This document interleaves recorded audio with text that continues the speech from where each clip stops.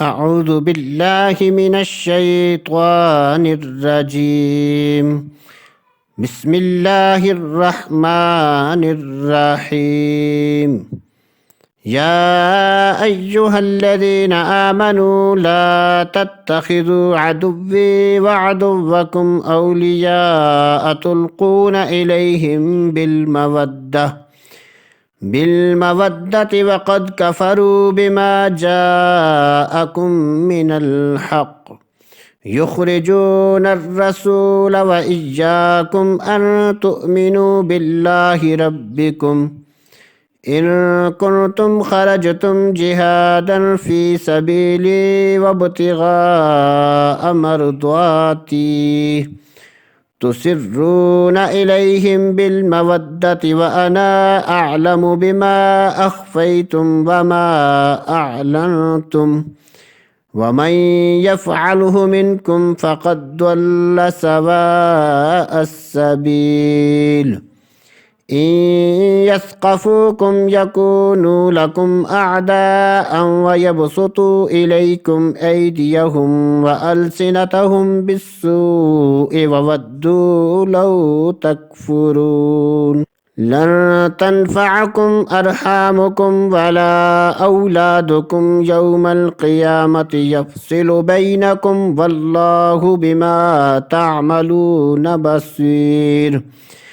قد كانت لكم أسوة حسنة في إبراهيم والذين معه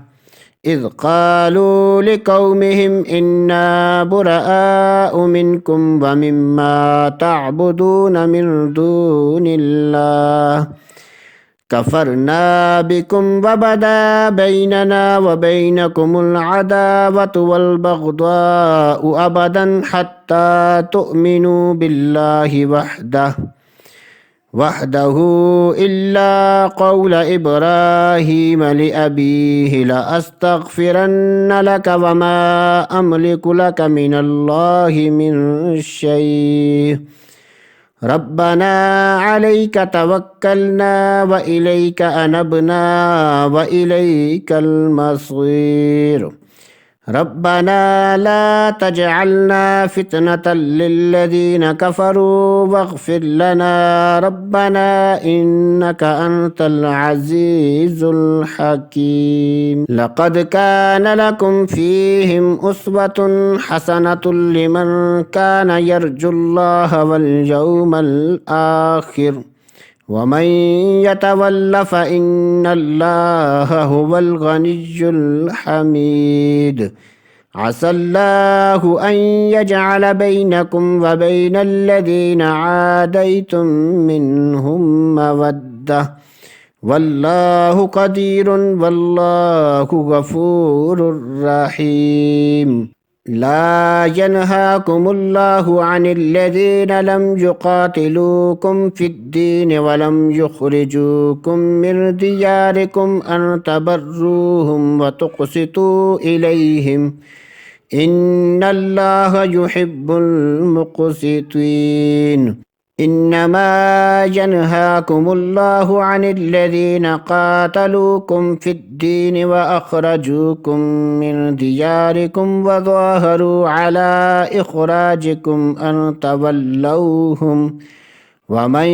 يتولهم فأولئك هم الظالمون يا أيها الذين آمنوا إذا جاءكم المؤمنات مهاجرات فامتحنوهن الله أعلم بإيمانهن فإن علمتموهن مؤمنات فلا ترجعوهن إلى الكفار لا هن حل لهم ولا هم يحلون لهن وآتوهم ما أنفقوا ولا جناح عليكم أن تنكحوهن إذا آتيتموهن أجورهن ولا تمسكوا بعصم الكوافر واسألوا ما أنفقتم وليسألوا ما أنفقوا ذلكم حكم الله يحكم بينكم والله عليم حكيم. وإن فاتكم شيء من أزواجكم إلى الكفار فعاقبتم فآتوا الذين ذهبت أزواجهم مثل ما أنفقوا واتقوا الله الذي أنتم به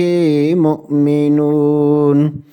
يا أيها النبي إذا جاءك المؤمنات يبايعنك على ألا يشركن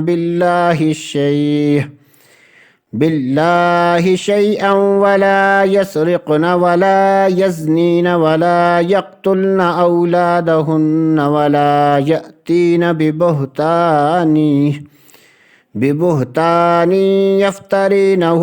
بين أيديهن وأرجلهن ولا يعصينك في معروف فبايعهن واستغفر لهن الله إن الله غفور رحيم. يا أيها الذين آمنوا لا تتولوا قوما غضب الله عليهم قد يئسوا من الآخرة كما يئس الكفار من أصحاب القبور. صدق الله العظيم.